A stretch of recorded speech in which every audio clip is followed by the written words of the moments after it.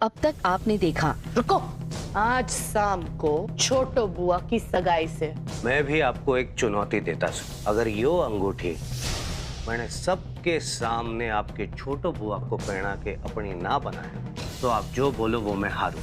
यो कुछ छुपा रही है, मारे तार था रहता है। ये मानती, ये देख तेरे बहू ने बाल कटवा दिए। अब आगे। ये मालती, ये बेड़ा गर्क कर दिया तेरी बहू ने। यो से असली बात, इसने तो घनी शर्मनाक हरकत करी है। ये मालती गई भैंस पानी में। सत्यानाश हो बड़ो तेरा, इतना बड़ा अनर्थ कर दिया। अरे तूने तो बेशर्मी की सारी हदें पार कर डाली। इस घर की बहू है तू, भूल गई के? और बाल कैसे कटा के बैठ गई? तूने एक बार भी ना सोचा कि थारे घर में बड़े लोग हैं, थारे ससुर हैं, ताया ससुर हैं, ताई सास है, जेठ है, किसी के बारे में एक बार भी ना सोचा? अरे यो सब करने से पहले हमारे से एक बार सलाह ले लेती, पर ना जी, थारे मन में बात आई होगी और तूने बाल कटा लिए। बेशरम कहीं की। अरे बड़ो, अरे यो क्या कर लिया तन्ने बड़ो? यो सब करने से पहले कम से कम मारे से तो पूछ लेती, किसी और से पूछ या ना पूछ। हमारा मतलब है मैं अच्छा खासा कुछ हेयर स्टाइल बता देती तो यो बाल बाल कटाने की जरूरत ना होती। ए भी यो भला तेरता क्यों पूछने लगी? तू कौन सी भैंस की पूछ से? इसके पास तो तेरता घना बड़ा सलाहकार से। छोटो जी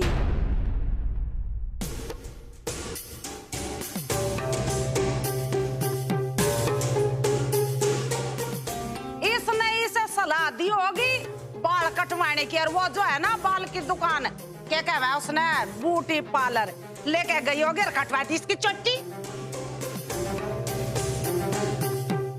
है ना छोटो जी? अरे वाह, बिल्कुल सही बात बोली आपने भाभी। मन नहीं कटवाए इसके बाल। और भाभी, बड़े बाल तो बुजुर्गों पे शोभा दे वैसे, पर हमारी बड़ो बहू तो आजकल की मॉडर्न छोरी से, तो उस पे तो ये फैशन वाले बाल ही जचे से। माफ करना छोटो, यो ऐसा फैशन आपके गांव में चलता होगा, हमारे गांव में ना चलता है। हमारे गांव में इस फैशन को बेशर्मी कहा जाता है। क्यों जी? वो ऐसा भी क्या हो गया? अब बाल काट लिए तो काट लिए, मान लीजिए भाई, घर की खेती है, वापस फिर से आ जाएंगे। नहीं, मैं तो है ना ऐसे ही कह रहा था, मैं तो बाल ही तो काटे। इसमें ऐसा कौन सा पहाड़ टूट पड़ा? पहाड़ी टूट पड़ा सा रघु, हम सबको अपने घर के मान मर्यादा का ख्याल रखना चाहिए। और इस कोमल ने बाल कटाने का जो कदम बढ़ाया सा ना, वो उचित ना से। हम किसी को पसंद ना आए ये सब। बिल्कुल सही बोल रहे हो ताऊ जी। पढ़ो, तन्ने बाल कटवाने की क्या जरूरत थी? अरे एक बार मार से पूछ लेती। अरे तन्ने पता भी है कि तेरे पे लंबे बाल कितने जचते थे।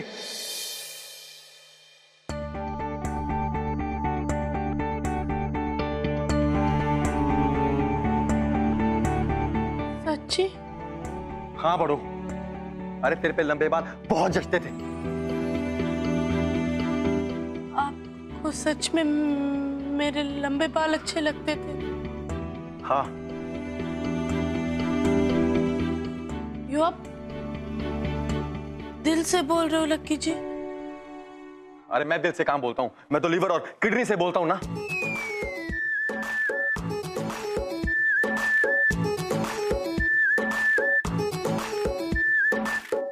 मैंने तो यकीन नहीं हो रहा कि आपने मेरी तारीफ दिल से की।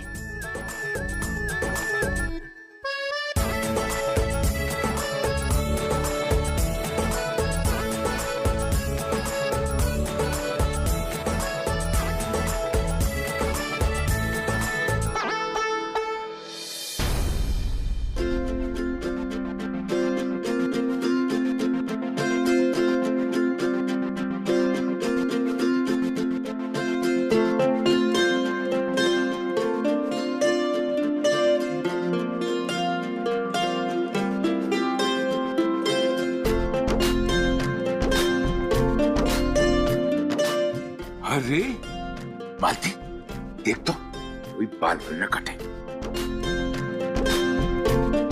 हे भगवान, ये यो के बला है अब? ये कौन सी नौटंकी है? नहीं। अरे वाह लाखा वाह, आखिर तूने बड़ों की तारीफ कर ही दी, और वो भी दिल से। अरे ओके बड़ो, तूने हम सबको उल्लू बनाया। ना लक्की जी, मैंने किसी को उल्लू नहीं बनाया।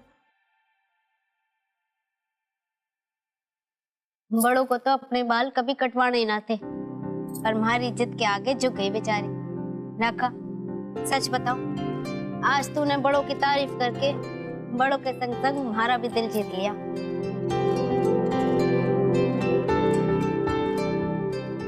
और भाभी, इंसान अपना बाहरी रूप बदलने से बेशरम ना हो जावे से, अगर उसमें अंदरूनी खूबसूरती से ना, तो उसका चाल चलन चरित्र कभी ना बदल सकता।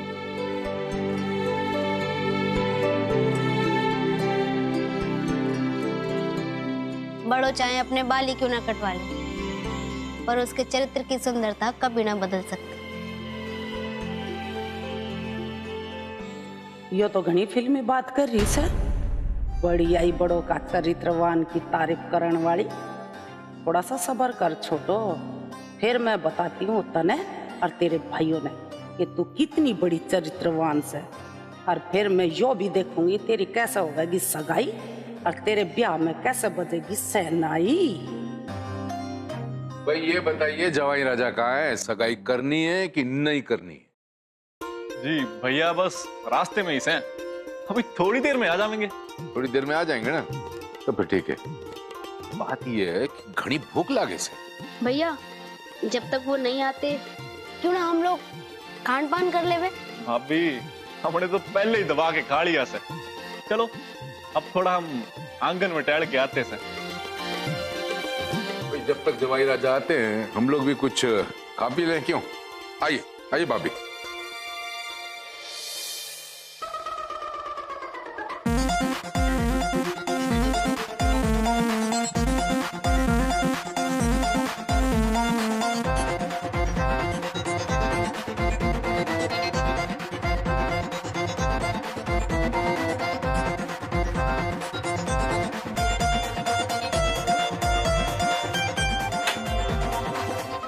लो जी, ऐसा है आक अब खाना पीना भी हो गया, और बड़ों के छोटे बाल बड़े बाल का भी मामला निमट गया। अब राणा के बापू ने एक जरूरी बात बतानी है सबने। राणा के बापू बता दो ना, क्या कहना चाह रहे थे? तो बाबूजी क्या फैसला लिया आपने?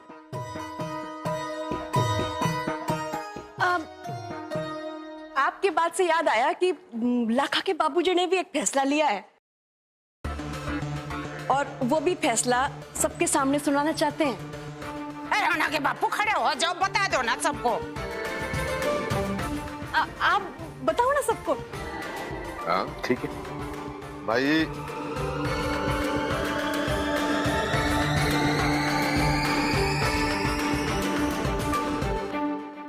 मैं सरपंच का चुनाव लड़ना चाहता हूँ।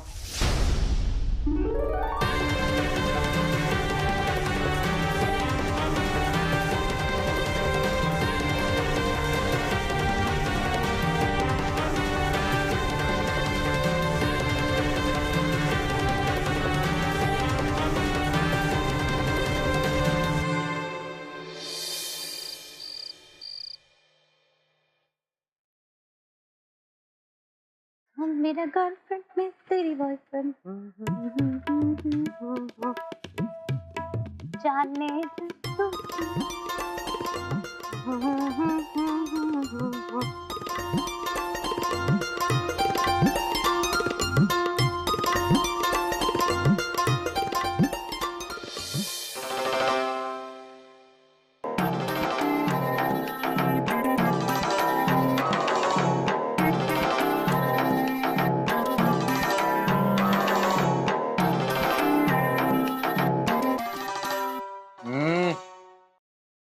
के बात से चाचू?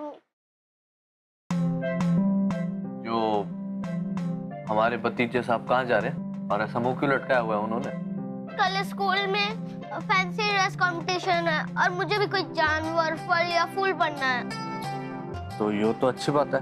इसमें इतना सुंदर सा चेहरा लटकाया क्यों हुआ है भतीजे साहब आपने? क्योंकि मैंने स्कूल वालों ने तितली बनने के लिए बोला सर। और तितली तो छोरियां ही बनती सर ना। तितली कितनी कमजोर होती है। पता नहीं मुझे क्यों ले लिया। मुझे नहीं बनना ये तितली वितली। मैंने तो शेर बनना था। इधर हमारी बात ध्यान से सुन। देख लट्टू, मैं थारी बात अच्छे से समझता हूँ कि तने शेर बनना है। शेर ताकतवर होता है, लेकिन तितली भी कोई कमजोर ना होती। तो शेर होता है ना, वो अपनी बाहर की ताकत लगाकर एक जीव का शिकार करता है, फिर उसको मार कर अपनी भूख मिटाता है। लेकिन जो तितली होती है ना, वो फूल फूल पर जाकर ना उसको फल बनने में मदद करती है और फिर वो फल हम सब खाते हैं। तो अपना खाना बनाने के साथ साथ वो हमारे लिए भी खाना बनाती है। तितली अपनी अंदर की ताकत का इस्तेमाल करती है। इसलिए कभी भी ना अंदर की ताकत को कमजोर नहीं समझना। अंदर की ताकत भी बहुत जरूरी हो बेटा। अब तुम मुझे बताओ, जो सिर्फ अपना पेट भरे या फिर जो सबका पेट भरे, उसमें से ज्यादा समझदार और ज्यादा शक्तिशाली कौन हो? शेर की तितली? तितली हुई ना। और भतीजे साहब, आज हमारी एक बात आप ध्यान से और अच्छे से समझ लो कि जो आप कह रहे हो ना कि तितलियां तो सिर्फ छोरियां ही बनती है, एक बात हमेशा याद रखना, ये जो छोरियां होती है ना, ये छोरों से कहीं ज्यादा समझदार, कहीं ज्यादा ताकतवर और कहीं ज्यादा जिम्मेदार होती है। बहुत बार जिंदगी में ऐसी स्थितियां आती हैं जहां छोरे शायद भाग जाते हैं या फिर डर जाते हैं, लेकिन छोरी उनका डट कर सामना करती है।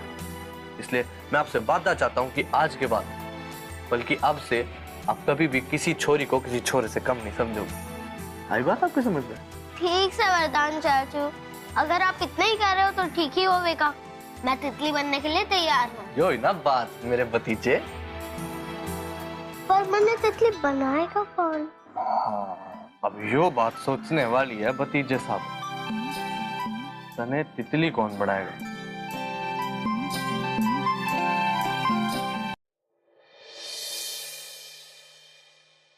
अरे वाह, के बात से हमारे दोनों ही भाई सरपंच के चुनाव के लिए खड़े हो रहे थे।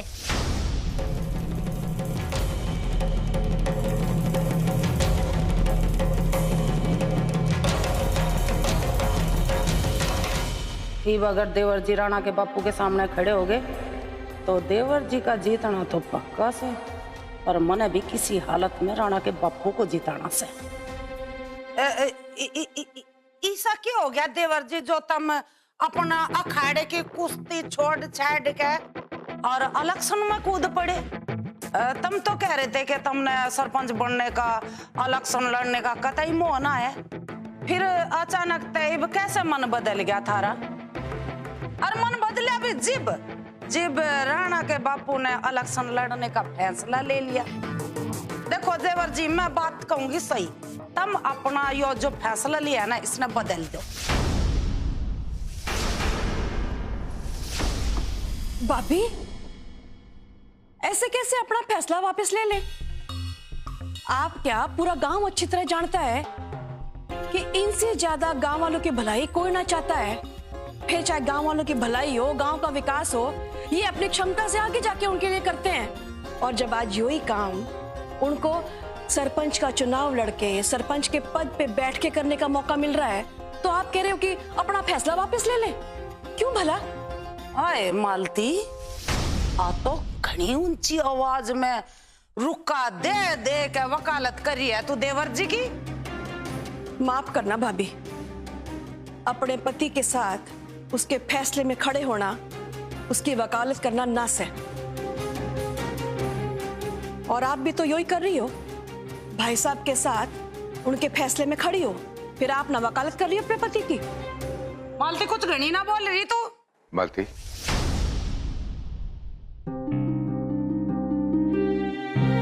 भाई साहब बड़े हैं और अगर इन्होंने फैसला लिया है कि ये सरपंच का चुनाव लड़ेंगे, तो मैं इनके फैसले का आदर करता हूं और मैं इनके राह में रोड़ा न बनूंगा।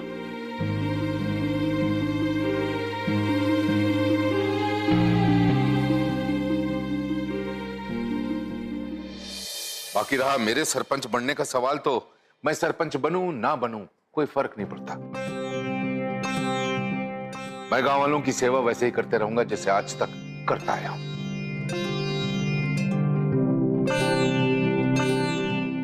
भाई साहब, हमारा पूरा समर्थन है आपके साथ।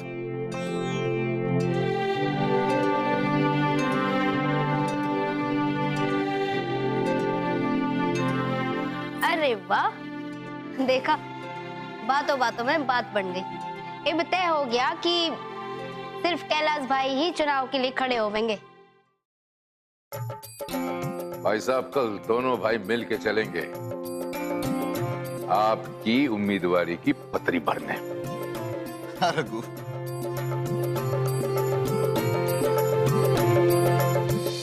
चलो भाई, ये तो फैसला हो गया कि सरपंच का चुनाव अब कौन लड़ेगा है। अब जिस लिए हम सब यहाँ इकट्ठा हुए हैं, तो उस पर भी तो ध्यान दें। सगाई की रस्म करनी है कि नहीं? और दामाद बाबू तो नजर नहीं आ रहे, कहाँ है? अभी तक फूफा जी तो ना आए, कहीं छोटू बुआ का आवारा आशिक ना टपक पड़े और रंग में भंग कर सब गुड़ गोबर कर दे। हे भोलेनाथ, रक्षा करना। अब मारे को लगता है कि हमको आंगन की तरफ जाना चाहिए। सारी सजावट तो वही है और सगाई का पूरा कार्यक्रम भी वही होने वाला है? और दामाद बाबू भी आने वाले ही होंगे। क्यों? वक्त तो हो ही रहा है। हाँ हाँ, अब चले। हाँ चलो, चल छोटो, चल आओ बेटा। चलो।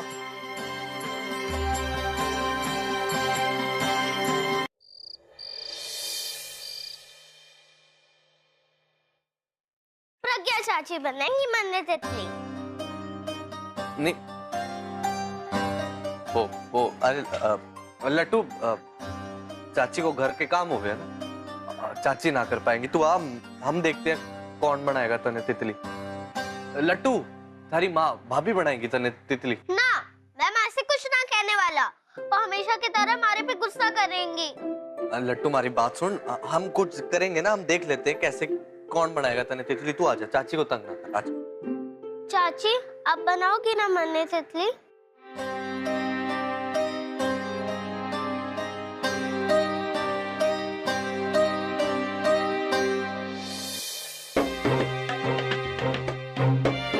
अरे वाह, ये तो पायल भाभी का दुपट्टा से ना। इधर इधर, मैं बनाऊंगी थारे को तितली। सच्ची?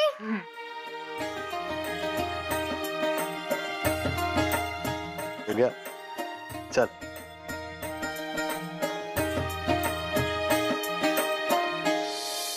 ये तो घनी देर होगी, कित रह गए दामाद जी, पता ना चल रहा।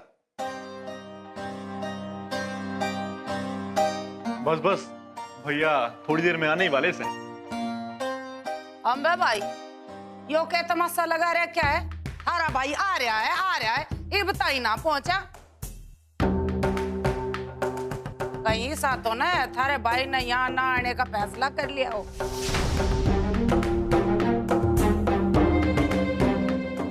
अरे भाभी, ये क्या कह रही हैं आप? देवर जी, मैं वही कह रही हूँ, कहीं सा तो ना हमारे ननदोई जी को अपनी लुगाई के कारनामा का पता चल गया हो और वो बेचारा मुंह छुपाता घूम रहा हो।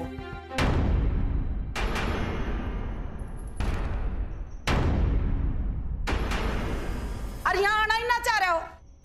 कमला, यो के उठपटांग बोल रही है ऐसा तू? मैं बावड़ी को ना जो कुछ भी ऊट पटांग बोलूंगी, मैं वही बोल रही हूँ जो हकीकत से। मेरी बात का यकीन को ना तो पूछ लो अपनी छोटी सी प्यारी सी लाडली बहन ते के वाह ब्याह किस तरह करेगी और सगाई किस तरह। पति जीते अपने मुनीम ते या अपने ड्राइवर ते?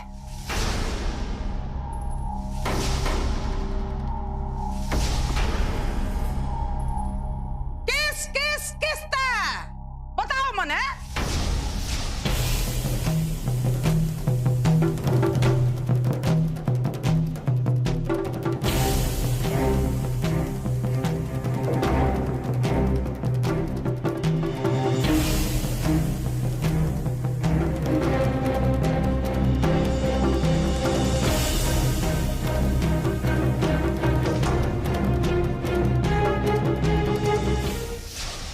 बस हम अपनी छोटो भाभी के बारे में और गलत ना सुन पाएंगे। हाँ बस कोई कुछ ना बोलेगा। हम भाई थारा पूरा हक है गुस्सा होने का, पर पहले अपनी लाडली भाभी के कारनामे तो देख लो। अपने मुनीम के साथ, अपने ड्राइवर के साथ कैसे रंग रलिया मना रही है इन फोटवा में। मैं बोलना ना चाह रही थी, पर इब मैं बोलूं। अरे यो बहान बदमाश और बदचलन से बदचलन।